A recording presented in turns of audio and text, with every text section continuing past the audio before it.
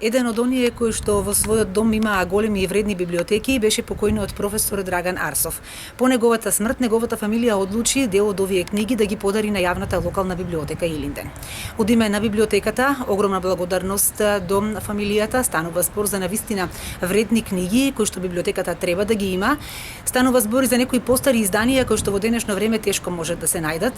Јас би ги издвоила на пример сите книги кои што зборуваат за историјата во Пијанец и во Мелешевијата, собствените имиња во Пијанец, црквите и манастирите во Пијанец и Мелешевијата и уште многу други интересни и вредни книги кои што библиотеката навистина треба да ги има, а треба и да ги прочитаат нашите сограѓани. Негови дела се историјата на Делчево, два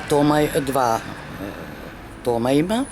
Издадено за школството во Пијанец, има издадено теророт и отпорот на пијанечкиот крај. Тоа се дела кои работеше долго време на нив, така да имаме приличен број на книги кои сакам да ги подарам сега на библиотеката, околу 2000.